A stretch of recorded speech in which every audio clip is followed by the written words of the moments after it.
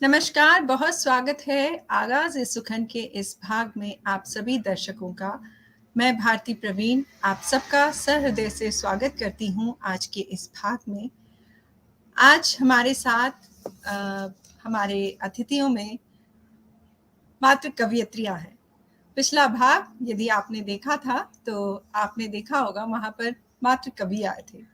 तो ये एक संयोग मात्र है कि पिछली बार हमने सिर्फ कवियों को सुना और इस बार हमारे अतिथि के रूप में है कवयित्रियाँ। हमारे साथ हमारे अतिथि शाला में कामिनी मिश्रा जी हैं, डॉक्टर शिफालिका वर्मा जी हैं और श्रीमती आदरणीय सुपर्णा झा जी हैं। बहुत स्वागत है आप सभी का इस कार्यक्रम में। आज का कार्यक्रम एक महिला शक्ति के उसका प्रदर्शन करती है कि कवयित्रियां इस मंच पे है। तो सहृदय से मैं आप सभी दर्शकों का, हमारे अतिथिगण का और समस्त परिवर्तन साहित्यिक मंच का स्वागत करती हूँ।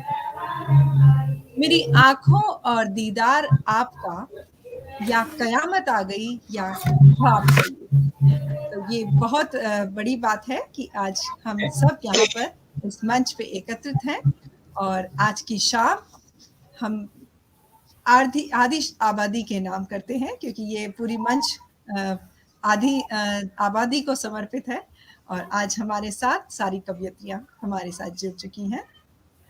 इस कार्यक्रम का आगाज करने के लिए सर्वप्रथम मैं सुपर्णा झा जी से अनुरोध करना चाहूंगी कि आप यहाँ पर अपने शब्दों की जो कड़ी है उसे शुरू करें। इससे पहले कि आप शुरू करें, मैं आपका एक सामान्य परिचय दर्शकों के मध्य रखना चाहूंगी।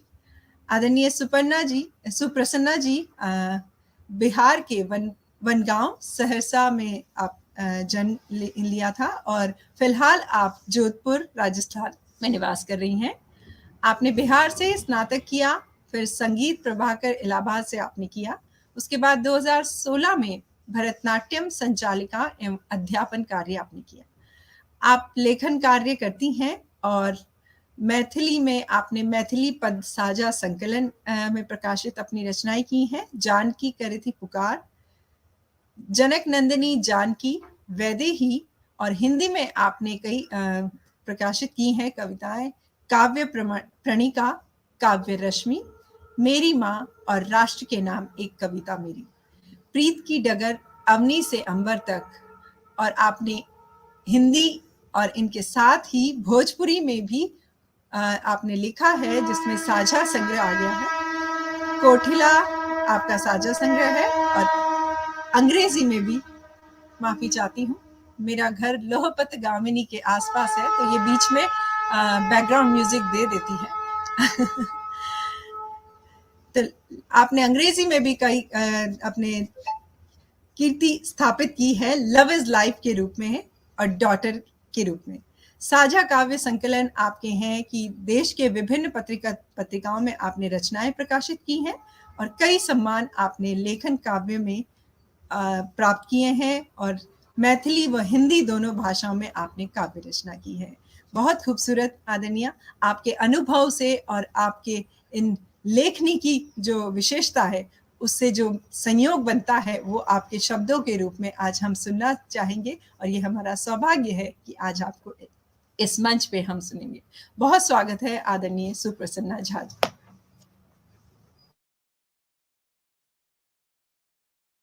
आपका माइक अनम्यूट कर लीजिए।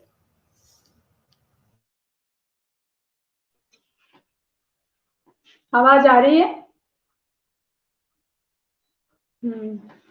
भारती जी को नमस्कार और साथ ही मैं आदरणीय दीदी को प्रणाम करना चाहूंगी, शेफालिका दीदी को, और साथ ही कामनी जी को बहुत बहुत धन्यवाद जो हम लोग एक साथ यहाँ जुटे हैं और अपना कार्यक्रम एक साथ कर रहे हैं। चलिए, आज की मेरी रचना, पहली रचना है रचना पे ही, जिसका शीर्षक है रचना। जब मनमानस पर शब्दों की लड़ियां, जब मनमानस पर शब्दों की लड़ियां अपने आप सजने लगती है, जब मनमानस पर शब्दों की लड़ियां अपने आप सजने लगती है। कुछ खट्टे, कुछ मीठे अनुभवों की बातें, कुछ खट्टे, कुछ मीठे अनुभवों की बातें, कहीं कुछ महसूस करके उन एहसासों को शब्दों में उकेरना, उन एहसासों को शब्दों में उकेरना कुछ अनुचित, निष्ठुर सा।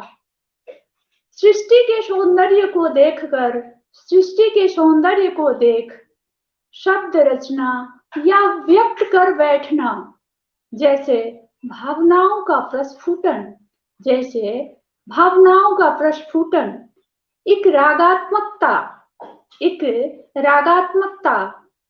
यही तो है लेखनी या रचना। जैसे कोई कविता, जैसे कोई कविता, आलेख, कहानी, या फिर यूं कहें जैसे एक खूबसूरत सी रचना रच बैठते हैं हम। जैसे एक खूबसूरत सी रचना रच बैठते हैं हम, जब मनमानस पर शब्दों की लड़ियां अपने आप सजने लगती है। एक खूबसूरत सी रचना रच बैठते हैं हम। इसी के साथ ये कविता समाप्त होती है। बहुत खूबसूरत। एक खूबसूरत लड़ी के साथ ही रचना रच बैठते हैं हम। ये बेहद ही सत्य बात है कि रचना सोचकर नहीं, कभी हमारी कल्पनाओं में चलती है, कभी हमारे विचारों में बिल्कुल, घूमती है और किसी भी बिल्कुल। माहौल में रचना बन सकती है। और इसका कोई एक विशेष परिस्थिति नहीं होती है। ये हमारे भावों की अभिव्यक्ति होती है जो कभी भी बन सकती बिल्कुल। है। बहुत खूबसूरत आपने रचना अपनी रखी। इसके बाद अब चूंकि एक एक कविताओं के क्रम में हम चलते हैं ताकि हम सभी को बार बार सुन सकें, तो मैं इस कड़ी को आगे बढ़ाना चाहती हूँ और अब बुलाना चाहती हूँ डॉक्टर प्रोफेसर शेफालिका वर्मा जी को। आदरणीय, आप अपने अनुभवों के साथ जो शब्द यहाँ रखेंगे उनके लिए हम आतुर हैं, लेकिन उससे पहले मैं दर्शकों के मध्य आपका परिचय रखना चाहती हूँ। आप बंगाली टोला भागलपुर, शरद चंद्र के घर नज़दीक है आपका, जहाँ पर आपका जन्म हुआ और 9 अगस्त को आपका जन्म दिवस था। आपने कामायनी और उर्वशी में नारी चित्रण पर शोध अपना किया, जो कि पटना के हिंदी विभाग से आपने किया था। और लेखन विधा में आप कविता, कहानी, उपन्यास, संस्मरण, निबंध हिंदी, मैथिली और अंग्रेजी में आप लिखते हैं। और लेखन और समाज सेवा में आपकी विशेष रुचि है। आपने कई उपलब्धियां इस दौरान हासिल की है। किस्त किस्त जीवन आत्मकथा पर साहित्य अकादमी सम्मान आपने प्राप्त किया है। First world women award, life time women excellence award, Indo European chamber, Bharat सरकार 1973 की सर्वोत्तम मैथिली गद्य लेखन के लिए आपने स्वर्ण पदक जीता और इलाहाबाद विश्वविद्यालय के कुलपति डॉक्टर बाबूराम सक्सेना द्वारा यात्री चेतना सम्मान आपको मिल चुका है। मिथिला विभूति, स्वजन सम्मान, मैथिली की महादेवी, बहुत खूबसूरत, काव्य विनोदिनी, मुरलीधर शेखर सम्मान, अटल मिथिला सम्मान, मैथिली की मीरा, हिंदी साहित्य शताब्दी और कविवर चंदा झा सम्मान, युग पुरुष भोला लाल दास सम्मान, पूर्वांचल प्राइड सम्मान, मिथिलाक्षर साक्षरता सम्मान। आदरणीय, आपके सम्मान देखकर लगता है कि कोई एक सम्मान यदि आपने छोड़ा हो, मुझे लगता है सभी क्षेत्रों में आप अग्रणी रही हैं और बहुत खूबसूरती से आपने अपने जीवन को जिया है। और कविता शिकागो विश्वविद्यालय से अंग्रेजी में अनुवादित हो पेंगुइन सीरीज में प्रकाशित भी हुई है। माय विलेज अभी इंग्लैंड की बोर्ड परीक्षा में पढ़ाई भी जाती है। हिंदी मैथिली में इनकी 2 दर्जन से अधिक किताबें प्रकाशित है। बिहार सरकार के कितने विभागों की सम्मानित सदस्य रही हैं। साहित्य अकादमी मैथिली की परामर्शदात्री समिति की सदस्य भी रह चुकी हैं और दहेज मुक्त भारत आंदोलन, बेटी बचाओ आदि अनेकों सामाजिक कार्यों में आप जुड़ी हुई हैं। पहली महिला है जो Mithila cultural society of UK के प्रोग्राम लंदन में मुख्य अतिथि आप रही हैं। बहुत खूबसूरत आपका जीवन परिचय पढ़कर मैं गदगद हूँ और बहुत ही गर्व महसूस कर रही हूँ कि आप जैसे विदुषी यहाँ पर इस मंच पे विराजमान है और आपको सुनने का अवसर, आपके साथ मंच साझा करने का अवसर हम सभी को मिल रहा। बहुत स्वागत है आदरणीय आपका। आपके शब्दों को सुनने के लिए हम बेताब हैं। स्वागत है। बहुत बहुत धन्यवाद आप लोगों का। आभार प्रकट करती हूँ मैं सुप्रसन्ना जी की, जिन्होंने आज मुझे परिवर्तन ये में ले करके आवाज ए सुखन पर आप लोगों ने मुझे बुलाया, मुझे अच्छा लग रहा है। और भारती प्रवीण जी जिस तरह से बोल रही है, मैं तो एक साधारण सी महिला हूँ, मैं तो कुछ भी नहीं हूँ, जो कुछ भी मिला वो तो बस कलम की खेती करती हूँ, यही मेरी जिंदगी है। और आपने कहा आधी आबादी को आज आपने बुलाया, तो सुन लीजिए। पहले मैं आधी आबादी की ही बात करती हूँ आपको। दो शब्द, एडजस्ट और कंप्रोमाइज। दो शब्द, एडजस्ट एंड कंप्रोमाइज। अंग्रेजी के ये दो शब्द बड़े ही मायने रखते हैं। अंग्रेजी के ये दो शब्द बड़े ही मायने रखते हैं और पर औरत की जिंदगी को बेमानी कर जाते हैं। पर औरत की जिंदगी को बेमानी कर जाते हैं एडजस्ट एंड कंप्रोमाइज। जन्म के बाद से माता पिता के हिसाब से, जन्म के बाद से माता पिता के हिसाब से ये दोनों शब्द काम देते हैं, ये दोनों शब्द काम देते हैं। युवा होने पर भाई बहनों के साथ, युवा होने पर भाई बहनों के साथ शादी हुई नहीं कि पति के साथ, शादी हुई नहीं कि पति के साथ एडजस्ट और कंप्रोमाइज, ये दोनों शब्द साकार हो जाते हैं, ये दोनों शब्द साकार हो जाते हैं। और फिर ससुराल वालों के साथ, और फिर ससुराल वालों के साथ दोनों शब्द साथ साथ चलते हैं, दोनों शब्द साथ साथ चलते हैं। एक ही सिक्के के दो पहलू होते हैं, एक ही सिक्के के दो पहलू होते हैं।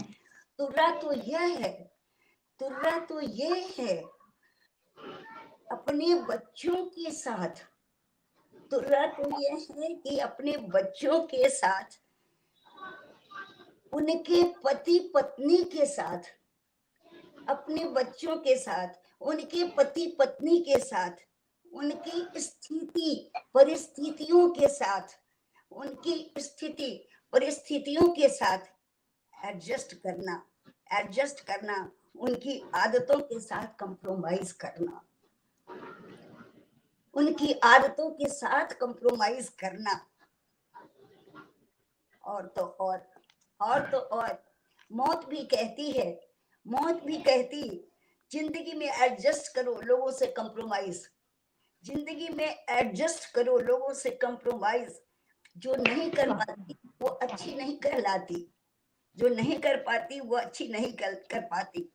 किंतु रॉकेट की गति से भागता जमाना, किंतु रॉकेट की गति से भागता ये जमाना आकाश पर पहुंच जाता है, आकाश पर पहुंच जाता है, न ही जमीन पर लौट पाता है।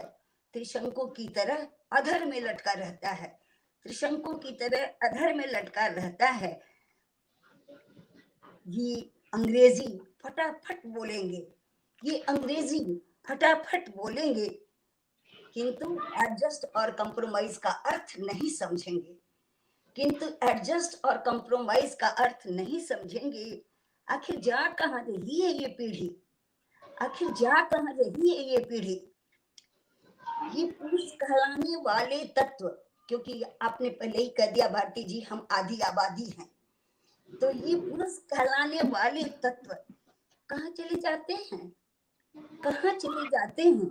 केवल औरतें ही औरतें, अच्छी या बुरी, केवल औरतें ही औरतें, अच्छी या बुरी। मन गहरे अवसाद के समंदर में डूब जाता है।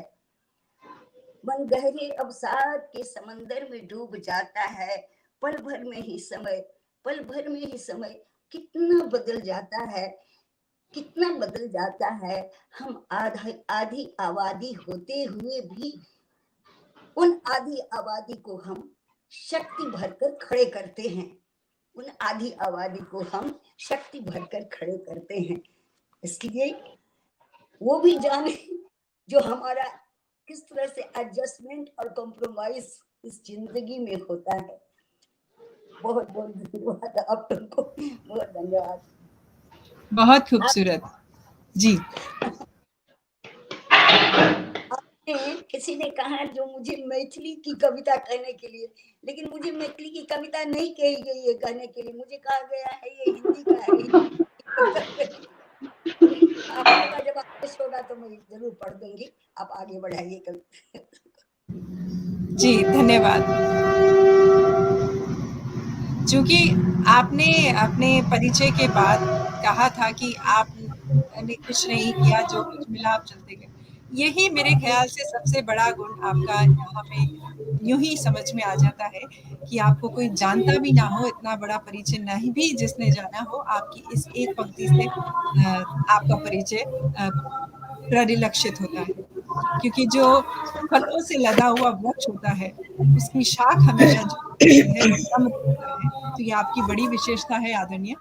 और रही बात आपकी कविता की, जो आपने मेरी बात पर रही, तो ये मैं इसके लिए आभार व्यक्त करती हूँ कि आपने उन शब्दों को एक कविता के साथ यहाँ पर प्रकट किया। आधी आबादी का जो एडजस्टमेंट और जो तसल्ली वाली बात है, वो कहीं ना कहीं सुकून दूसरों के लिए बन जाता है, लेकिन वो अंदर ही अंदर उसे मारती जाती है।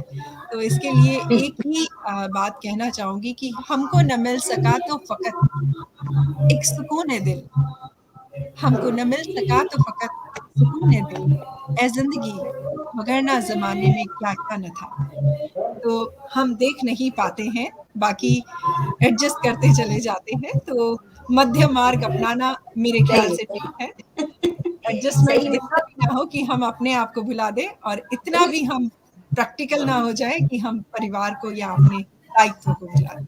बहुत खूबसूरत रचना आपने यहाँ पर रखी है। ये भी शक्ति के बिना शव हो जाते हैं। आधी आबादी हमारे बिना कैसे आबाद हो सकते हैं। बेशक बेशक, बिल्कुल सही बात है। चलिए अब हमारी अगली कवयित्री को सुनते हैं, और मैं बहुत स्वागत करती हूँ कामिनी मिश्रा जी का। आप कनक अपना उपनाम लिखते हैं। आपका छोटा सा परिचय दर्शकों के मध्य रखती हूँ। आप नरवार मधुबनी में आपका जन्म हुआ, और आप फिलहाल फरीदाबाद में एक अध्यापिका के रूप में कार्यरत हैं, और आपने साझा संग्रह युग सुरभि के साथ साथ और कृतियों में अपनी रचनाएं प्रकाशित की हैं, जैसे कि साहित्य सागर जो कि त्रैमासिक पत्रिका है, मैथिली जिंदाबाद अखबार, दशहरा टाइम अखबार, और आपने इसके साथ साथ अखिल भारतीय निबंध प्रतियोगिता 2000 में आपने सम्मान प्राप्त किया। लायंस क्लब कैंसर फाउंडेशन 2001 में आप सम्मानित हो चुकी हैं। मिथिला अक्षर सम्मान 2019, साहित्य सागर रत्न सम्मान 2021, काव्य शिखर सम्मान 2021, काव्य कुमुद सर्वश्रेष्ठ रचनाकार 2022, कलम की धार ये 2022 का है, लेखनी की धार ये भी सितंबर के अंक 2022 का है। HP for You Best Writer 2021 and HP for You Best Writer 2022 भी आप जीत चुकी हैं। तो मुझे लगता है आज हमारी तीनों ही कवयित्रियां मैथिली की प्रकांड विद्वान हैं और मैथिली में बहुत कुछ अपना योगदान दे चुकी हैं। इसलिए मैं आपको नमन करती हूँ कि हिंदी के साथ साथ आपने भारत की संस्कृति की जो दूसरी भाषा है, तीसरी भाषा है, उसको भी जीवित रखा। और ये बहुत ज़रूरी है कि हम अन्य भाषाओं के साथ साथ इस सजगता को बनाए रखें, संस्कृति को बरकरार रखें। तो आपने अपने श्रेष्ठतम योगदान इसमें दिए हैं, इसके लिए आप तीनों ही बहुत बधाई की पात्र हैं। और इसी के साथ अब मैं कामिनी जी को स्वागत करती हूँ कि अपने शब्दों से यहाँ पर अपने विचारों को। बहुत स्वागत है कामिनी मिश्रा जी। जी, शुक्रिया। और सर्वप्रथम मैं शेफालिका दीदी वर्मा जी का तहे दिल से धन्यवाद करना चाहूँगी, जो मुझे उनके साथ जुड़ने का मौका मिला। और सुप्रसन्या झा दीदी का भी मैं बहुत तहे दिल से धन्यवाद करती हूँ, जिन्होंने मुझे इस मंच पर आगाज़े परिवर्तन जो है उसमें मुझे जोड़ा और मुझे आगे बढ़ने का मौका मिला है। तो जैसे कि आपने दीदी बताया कि आदि आबादी हम लोगों को आपने कहा नारी शक्ति, तो मैं आज आपको नारी के ही अपने कविताएं सुनाने जा रही हूँ। तो ये है आपका गर्व से गुहार। ये एक जो भ्रूण हत्या होती है उसके ऊपर है कि वो भ्रूण अंदर से ही, वो गर्भ के अंदर जो है वहीं से वो गुहार लगा रही है बेटी। तो मैं शुरू करती हूँ। मत मारो मुझे यूं तिल तिल कर, मत मारो मुझे यूं तिल तिल कर, मैं भी तो तुम्हारी अंश हूँ माँ। मत मारो मुझे यूं तिल तिल कर, मैं भी तो तुम्हारी अंश हूँ माँ। इस धरती पर जन्म लेने का, इस धरती पर जन्म लेने का क्या मेरा भी अधिकार नहीं? बेटा बेटी में फर्क ही क्यों, बेटा बेटी में फर्क ही क्यों, जो मुझे नहीं जन्म देती हो, जो मुझे नहीं जन्म देती हो। आपके घर की कली हूँ मैं, आपके घर की कली हूँ मैं, मत मारो मुझे यूं गर्भ में माँ, मत मारो मुझे यूं गर्भ में माँ। क्या मुझसे आपको प्रेम नहीं, क्या मुझसे आपको प्रेम नहीं, जो मुझको आप बेटी मानो? बेटा बन इस दुनिया में माँ आपका नाम रोशन करूंगी। क्यों गर्भ में ही कैंची चले, क्यों गर्भ में ही कैंची चले, क्या यह एक पाप नहीं, क्या यह एक पाप नहीं? इस धरती पर आने का क्या मेरा भी अधिकार नहीं, क्या मेरा भी अधिकार नहीं? एक मौका देकर देखो ना, एक मौका देकर देखो ना, इस धरती पर तो लाओ ना, मैं भी तो अपना फर्ज पूरा करूंगी। इस धरती पर जन्म लेने का मेरा भी अधिकार है माँ, मेरा भी अधिकार है माँ। इसी के साथ पूर्ण विराम लेना चाहूंगी। वाह वाह, बहुत सुंदर, बहुत बढ़िया। बहुत खूबसूरत। और ये अधिकार की बात है तो निसंदेह ये बात सच है कि क्योंकि वो कन्या है और वो ही है जन्मदात्री, वो कन्या है वही है जन्मदाता, तू कौन होता है जो उसे है मिटाता। तो हमारा ये अधिकार ही नहीं है कि हम उसे उसके अस्तित्व को खत्म करें, क्योंकि वो ही जन्मदात्री है। यदि आप कल्पना करके देखिए, यदि एक समय ऐसा आए कि सभी कन्याओं को संसार से हटा दिया जाए, हटा क्या वो संसार हो, वो मुझे लगता है कि बिन हरियाली के एक जंगल होगा, उसका कोई अस्तित्व नहीं होगा। फिर भी ये बात क्यों नहीं समझते हैं हम लोग। और जागरूकता जितनी बड़ी है उतनी ही लेकिन ये काला कर्म और भी बड़ा है। तो कहीं ना कहीं ये शायद मुझे लगता है विवेक की बात है।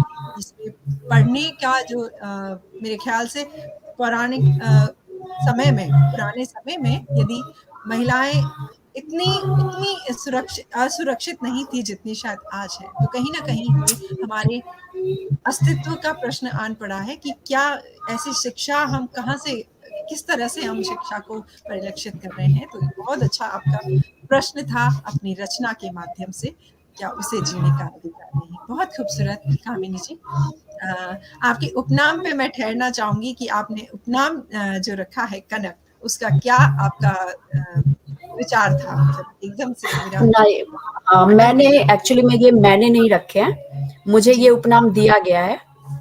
ये जी मुझे ये दिया गया है, ये दिया है मुझे ये है सुधीर चौधरी जी हैं, उन्होंने दिया है। और ये प्रबोधिनी करके वो ग्रुप चलाते हैं, प्रबोधिनी करके उनका एक वो चलता है फेसबुक पे ही। तो अच्छा। उन्होंने ये दिया है और उन्होंने मेरी काबिलियत देखी, रचनाएं देखी, उसके माध्यम से उन्होंने मुझे ये उपनाम दिया था। बहुत खूबसूरत। कनक की तरह आप उतनी ही प्रज्वलन शायद गलत शब्द है, लेकिन उतनी ही आप आभा मंडल बिखेरती रहे अपनी रचनाओं के साथ अपने नाम का। बहुत खूबसूरत नाम है और इसीलिए इस पर शायद मैं अटक गई, इसलिए आपसे पूछे बगैर नहीं रह सकी। जी जी। बहुत खूबसूरत।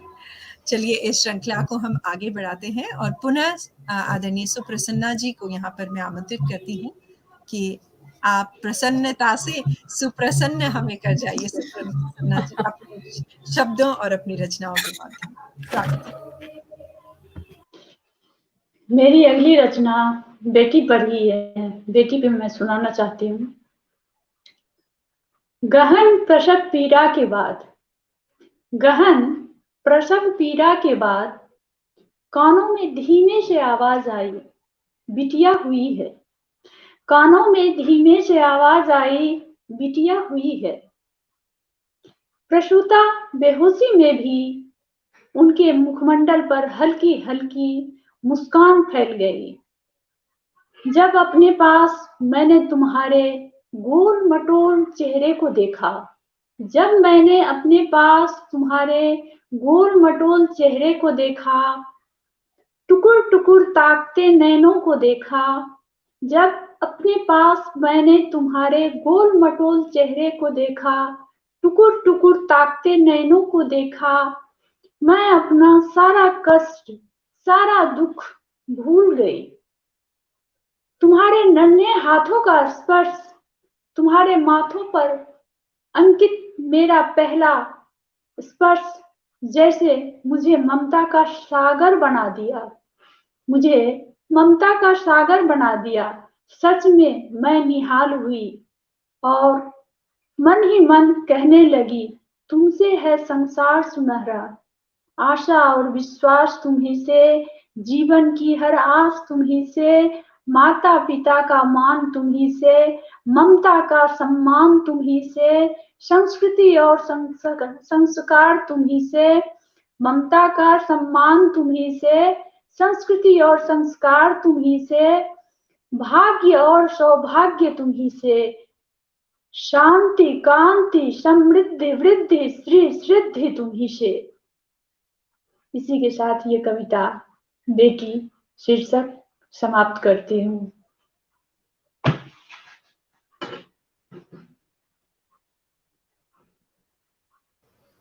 वाकई वो पल इतना अनमोल होता है, जिसके घर में जिसकी गोद में बेटी आती है उसी को ये शायद आभास होगा कि कितना खूबसूरत पल होता है। लेकिन इसमें सामाजिक पहलू की यदि बात करूं तो बेटी का जो पहला हक है ना, और जिसे हम खा जाते हैं, वो है उसके पैदा होने की खुशी। बेटी के पहले हक को हम वहीं मार देते हैं जिस दिन वो पहली बार पैदा होती है कि अरे बेटी हुई है। तो शायद माँ और पिता को भी नहीं लगता है कि बेटी हुई है, उनके लिए एक संतान की उत्पत्ति हुई है। लेकिन जो समाज के आसपास के जो लोग होते हैं वो इस आभास को दृढ़ करते जाते हैं जैसे जैसे वो बड़ी होती जाती है। लेकिन कहना ये चाहूंगी कि जब जब जो आंगन बिटिया की मुस्कान से महकाता है तो दिल हर दिन बेटी दिवस मनाता है। जिस घर में, जिस आंगन में बेटियां मुस्कुराती हैं, खिलखिलाती हैं, वहां पर मेरे ख्याल से हर दिन बेटी दिवस जैसा आभास होता है, न केवल फेसबुक और ट्विटर और ये आज के सोशल मीडिया के एक दिन के बेटी दिवस के माध्यम। बहुत खूबसूरत रचना, क्योंकि उसका अधिकार है और बेटियों से प्रसन्नता है बढ़ती है, परिवार खिलता है, हंसना सीखता है। बहुत खूबसूरत रचना थी आपकी। चलिए चलते हैं फिर से शेफालिका, आदरणीय शेफालिका मैम की तरफ, और फिर से उनकी एक और कोई रचना। और यदि दर्शकों की आप प्रार्थना को सुने, मैथिली का थोड़ा सा एक छोटी सी रचना भी साथ में सुना दें। वैसे हिंदी की आप सुनाएंगी। स्वागत।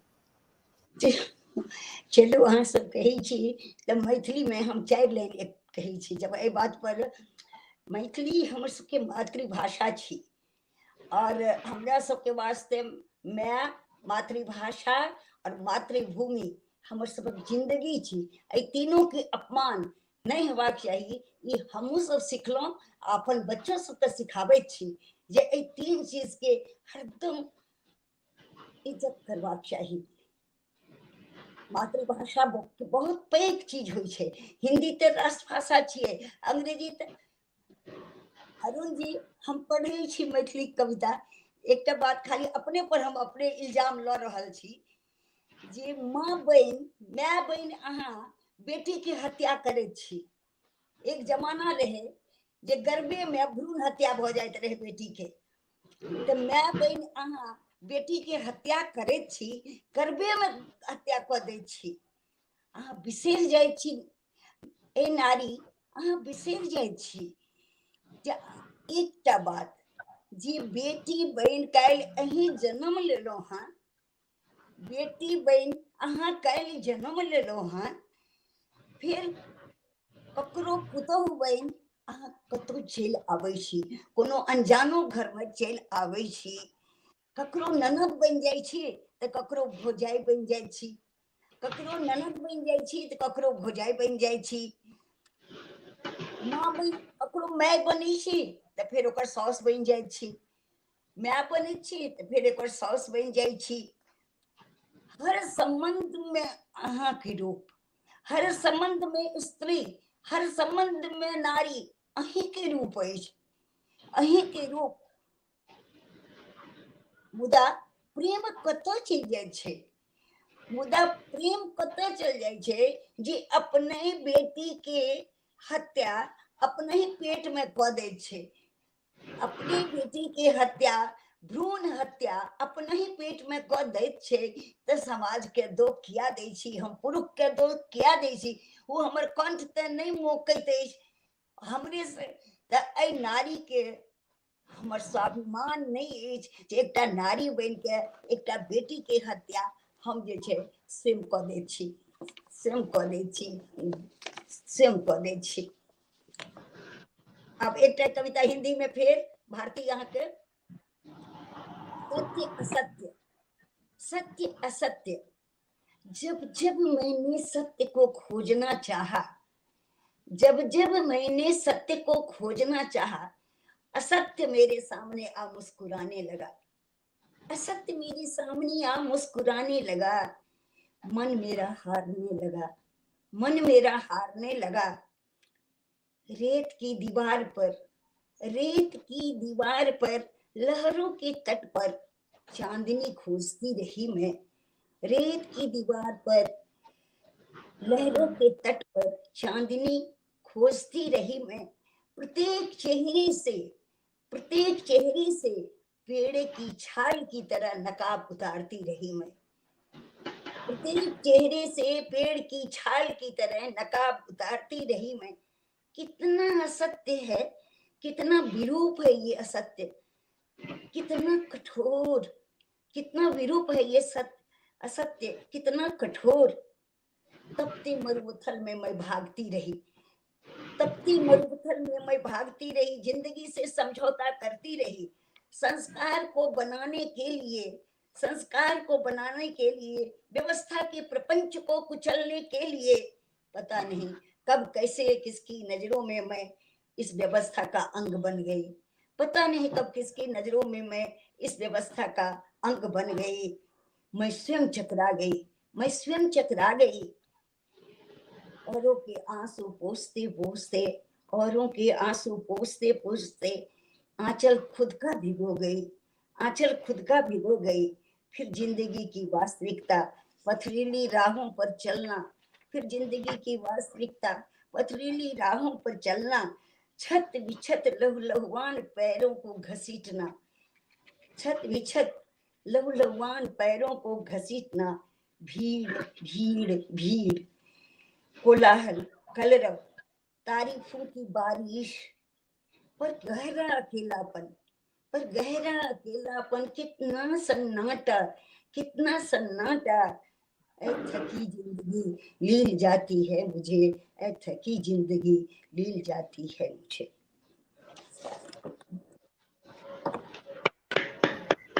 बहुत बढ़िया, बहुत बढ़िया। सारे जीवन का सार आपने अपनी पंक्तियों में रख दिया। बहुत खूबसूरत आदरणीय। बहुत ही प्यारी कविता थी। एक्चुअली इसके लिए क्या ही कहा जाए, शिकायतें हम करते भी हैं, लेकिन कहीं ना कहीं हम खुद भी उनमें सहभागी होते हैं कि हम खुद उसके लिए काफ़ी जिम्मेदार हैं। तो अगर शिकायतों के लिए कहा जाए तो कहना चाहिए कि मिटाया है हम ही ने उसको, वरना क्या से क्या होती। मिटाया है हम ही ने उसको, वरना क्या से क्या होती। हमारी दास्तां जितनी गिला हमसे करे कम है। तो बात ऐसी ही है कि हमने भी कहीं ना कहीं उसमें अपना योगदान दिया है। जी, चलिए सुनते हैं एक और कविता कामिनी मिश्रा जी से, उनके शब्दों में। स्वागत है कामिनी जी।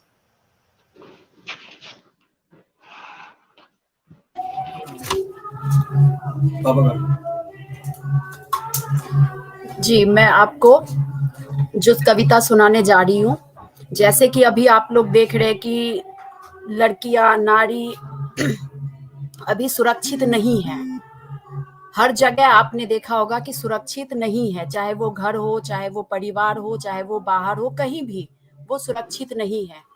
तो उसके ऊपर मेरी ये कविता पिछले साल की है, तो मैं आपको सुनाने जा रही हूँ।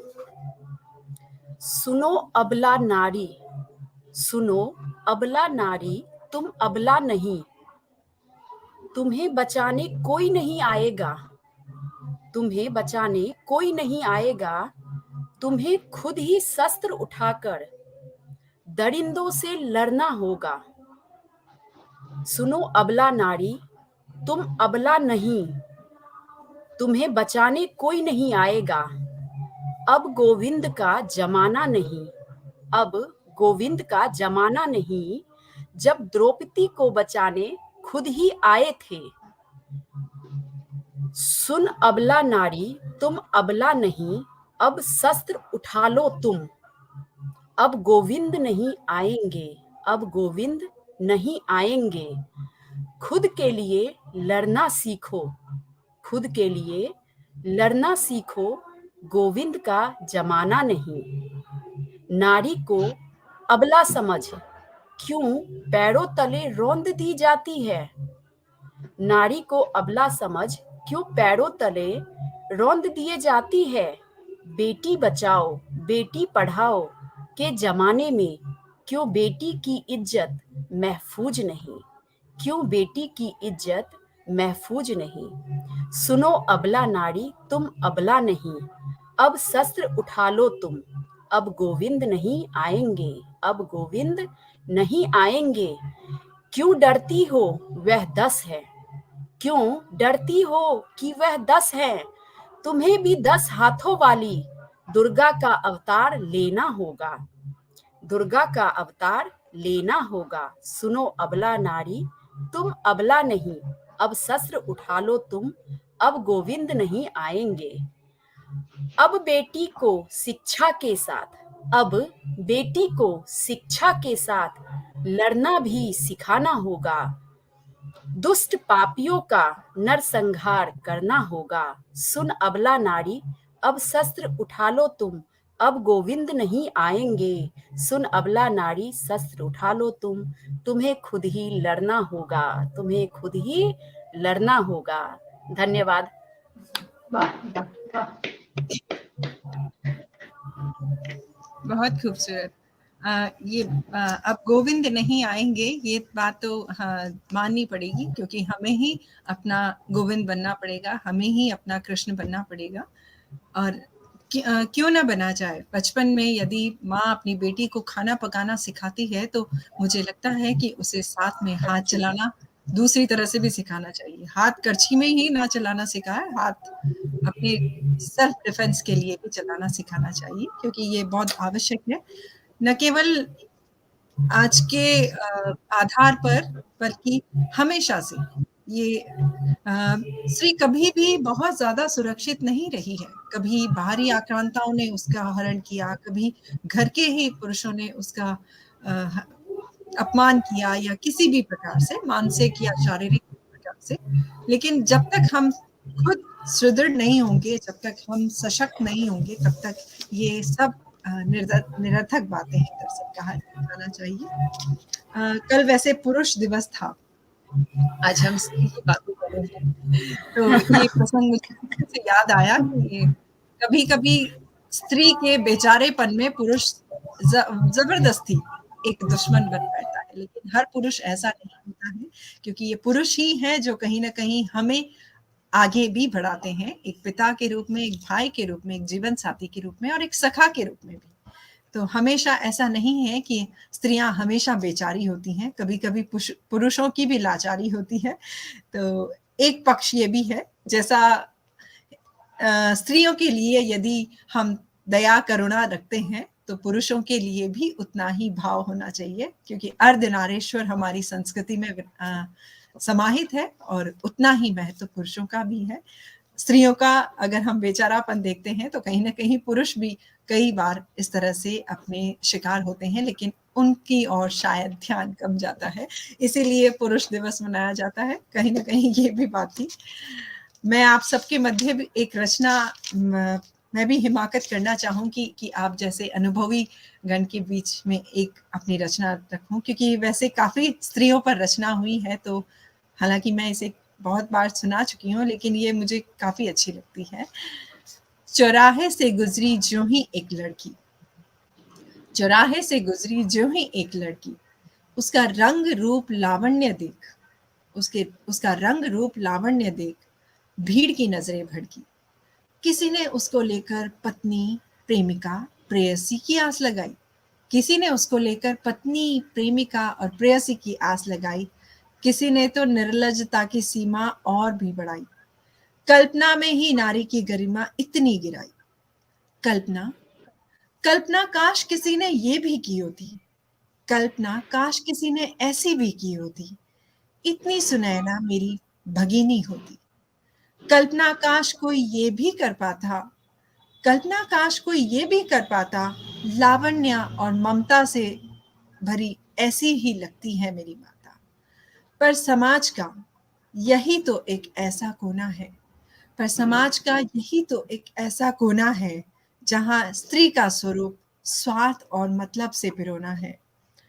पुरुष नहीं है दुराचारी, जो अभी मैंने बात कही उसी पे आती हूँ कि पुरुष नहीं है दुराचारी, मानस का बस खिलौना है।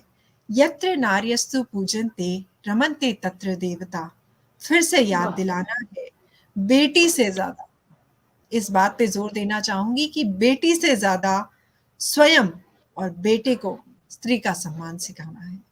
क्योंकि अगर हम एक बेटा और बेटी की माँ है, तो मेरा मानना है कि जितना मैं अपनी बेटी को संभलना सिखाती हूँ, उससे ज्यादा मेरा दायित्व है कि अपने बेटे को संभालना सिखाऊं, कि अपनी आंखों को, अपने इंद्रियों को और अपने वश को अपने वश में रखें।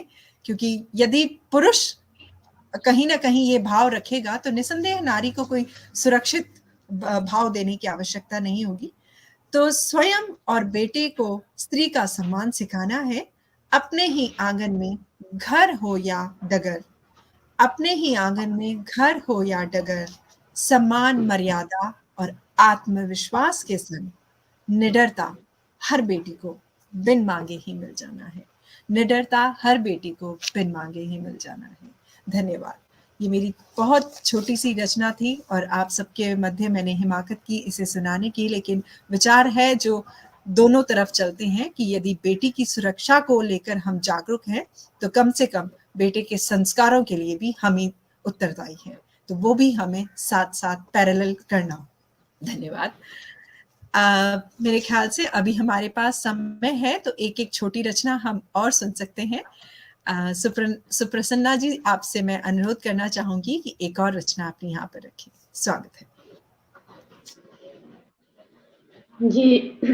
मेरी रचना का शीर्षक है आक्षेप।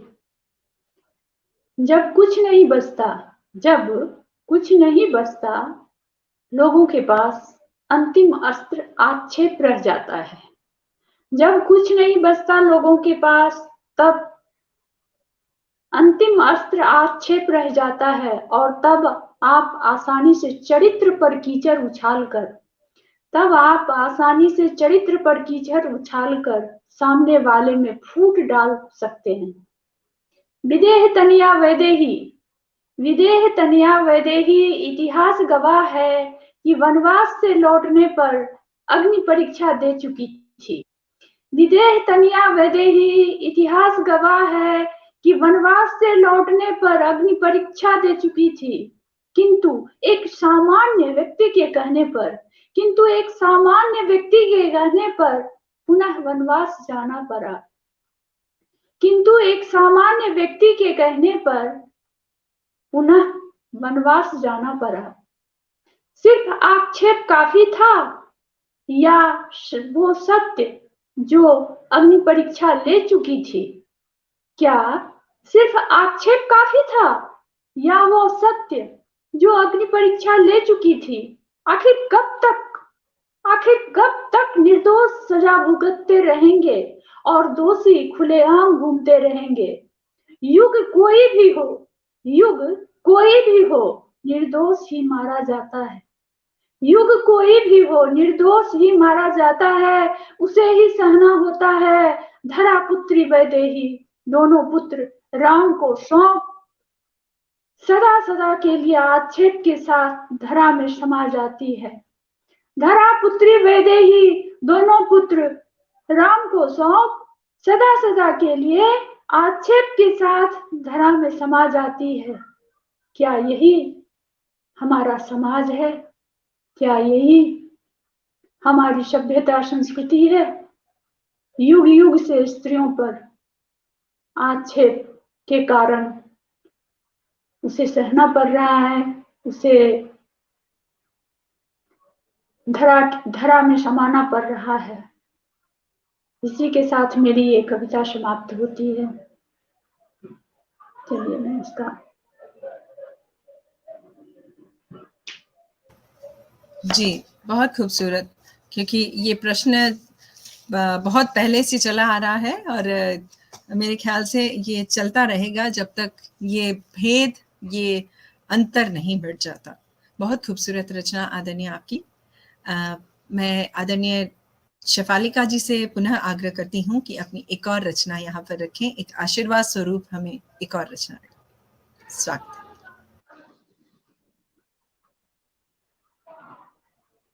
हेलो। हाँ, सबसे पहले तो मैं एक बात कहना चाहूंगी अपने लिए। तो आज जो आपने इतनी सारी मेरी विशेषताएं पढ़ दी, ये मिला ये मिला ये मिला, इसकी जड़ में दो पुरुष मुख्यतः हैं।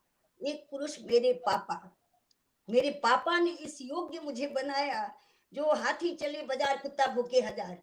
तुम किसी की परवाह मत करो, अपने अंदर में अपने को देखो, तुम में कितनी शक्ति है, जमाने की परवाह मत करो। दूसरे मेरे पति ने मेरे दर्द को समझा, मेरी वेदना को समझा और डांट कर मुझसे लिखवाते गए, लिखो तुम्हारा वही काम है। और आज भी वो चले गए हैं तो मेरे पास केवल उनकी दी हुई लेखनी है और मैं आज भी लेखनी से लिखती रहती हूँ और आंसुओं के पानी से उसकी खेती करती रहती हूँ, सींचती रहती हूँ। लेकिन बाद में मेरे ससुर ने भी मुझे, तीसरे पुरुष जो ससुर ने भी मुझे इसलिए में किया। इसलिए पुरुष को दोष देना नहीं है, लेकिन सवाल है जो पुरुष भाग जाते हैं नारियों से, जो छोड़ो भाई लोग ये में कौन पड़े ऐसा। लेकिन अगर वो लोग चाहें तो दुनिया में कोई भी कहीं भी, हम भी चाहें वो भी चाहें। इसलिए बहुत बड़ी बात है, समझने की बात होती है। मैं विषय परिवर्तन करके लास्ट में अपनी कविता एक सुना रही हूँ, कुछ अलग से ही। अपनी मौत को आह्वान करती हुई, अपनी मौत को कहते हुए, ए मेरी मृत्यु तुम आना, क्योंकि मैं उसी कगार पर अभी बैठी हुई हूँ। ए मेरी मृत्यु तुम आना, एक स्वप्निल छाया की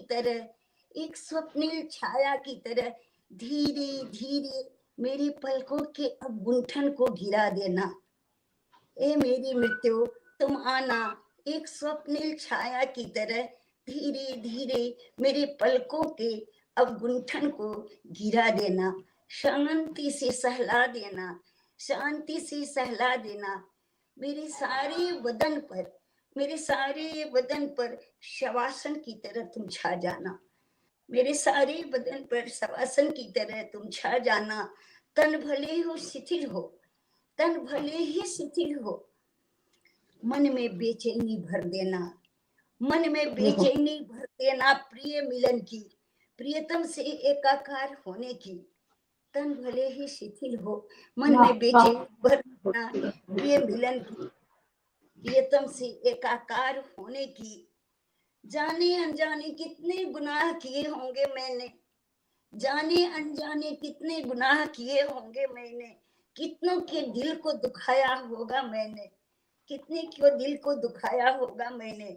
उन गुनाहों को तुम वही माफ कर देना, उन गुनाहों को तुम यही माफ कर देना।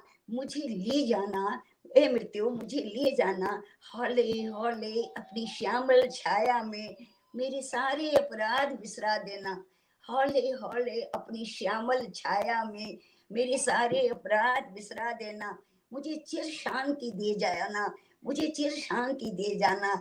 ए मेरी मृत्यु, ए मेरी मृत्यु, तुम्हारा स्पर्श कितना सुखदायक होगा, तुम्हारा स्पर्श कितना सुखदायक होगा। कल्पना मात्र से मैं तेरी सुखद स्मृति में खो जाती हूँ, कल्पना मात्र से मैं तेरी सुखद स्मृति में खो जाती हूँ। मैं सो जाती हूँ ए मेरी मृत्यु, मैं सो जाती हूँ तुम्हारे आगमन का राग लिए, तुम्हारे आगमन की प्रतीक्षा में मैं सो जाती हूँ। ए मेरी मृत्यु, तुम आ जाना धीरे धीरे। Thank you. बहुत खूबसूरत आदरणीय। पंक्तियां अच्छी थी, शब्द अच्छे थे, एक भाव अच्छा था, लेकिन ईश्वर से प्रार्थना है कि आप लंबी आयु स्वस्थ होकर जिए और बहुत प्रसन्न आप रहे, आपका आशीष हम सब पे बना रहे। बहुत खूबसूरत रचना थी, लेकिन हम एक ना एक, ये सच है, ये अटल सत्य है कि एक ना एक दिन सभी को जाना है, तो हम जाएं तब अपने आप से संतुष्ट होके जाएं। ये बात आपकी इस कविता का सार समझ सकते हैं और बहुत खूबसूरत रचना। शायद हमें सभी को विचार करना चाहिए कि हमारी मृत्यु कैसी हो और हम उस वक्त कैसे विचारों में हो। शायद वही तो सत्य है, जीवन और मृत्यु, बस और कुछ तो नहीं है। जन्म और मृत्यु के बीच हूं मैं।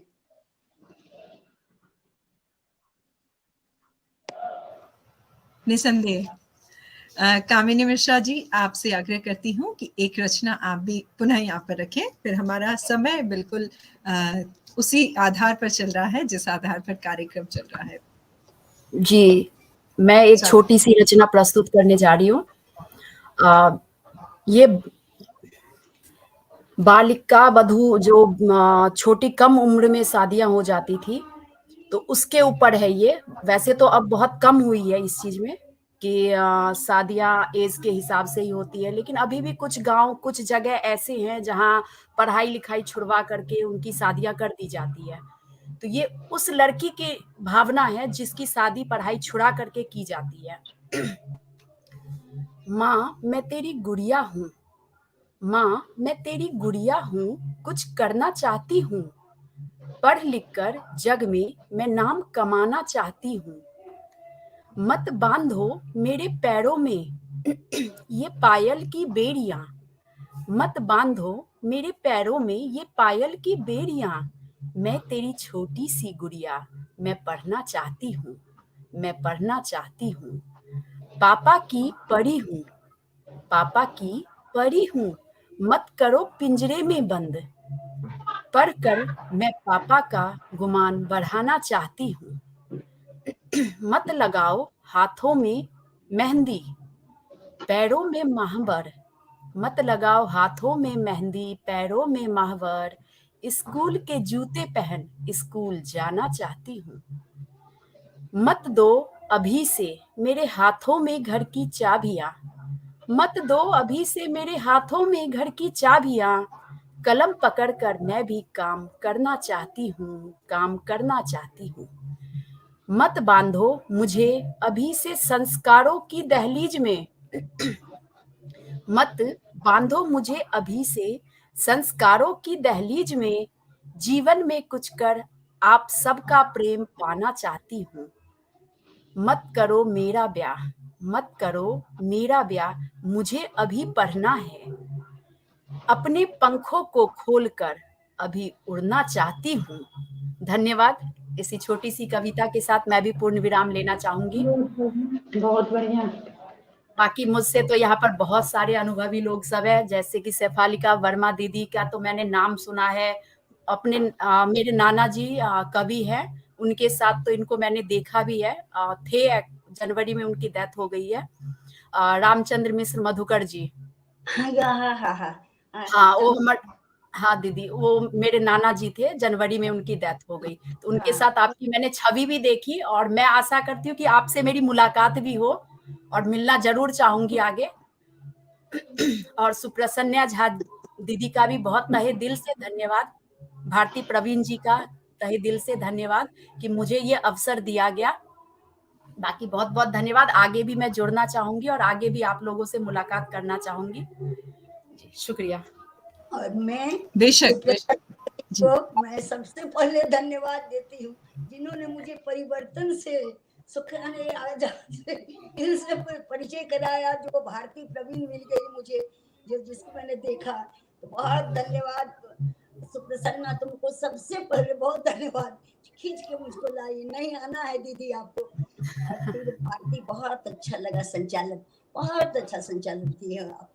और कामनी की बहुत दुख लगा मुझे मधुकर जी के जाने का, हम लोग बहुत निकट थे, बहुत आप उनसे पर ये हैं तो बहुत और अच्छा लग रहा है। बहुत बहुत धन्यवाद पूरे पूरे परिवर्तन संस्था को, परिवर्तन परिवार को, मेरा बहुत प्यार, बहुत आशीर्वाद, बहुत आगे बढ़े, बहुत आगे बढ़े। बहुत खूबसूरत। सबसे पहले तो मैं कामिनी मिश्रा जी को उनकी रचना के लिए बधाई देना चाहती हूँ कि बहुत खूबसूरत रचना थी। हालांकि बालिका वधू आज के दौर में उतरी नहीं है, लेकिन फिर भी कुछ हिस्सों में अभी भी है बालिका वधू नहीं, लेकिन तुरंत करने की देरी जरूर रहती है। तो वो बात तो है कि इसके लिए मैंने कभी 4 पंक्तियां लिखी थी, तो प्रसंग है इसलिए सुनाना चाहती हूँ। मेहंदी की लाली हमेशा नहीं लुभावन, मेहंदी की लाली नहीं है हमेशा लुभावन, कलम की स्याही लगाकर तो देखो, कलम की स्याही लगाकर तो देखो, जीत कर दिखाऊंगी ये सारा जहां, जीत कर दिखाऊंगी ये सारा जहां, एक बार बेड़ियां खुलवा कर तो देखो। तो इतनी हिम्मत रखती हैं बेटियां, तो हमें उनका आकाश जरूर देना चाहिए, उनके उड़ने के पंखों को हमें कम से कम आकाश देना चाहिए। और आदरणीय आप सभी बहुत कुछ सीखा है, और शेफालिका जी आपके सानिध्य में आज का ये कार्यक्रम हुआ।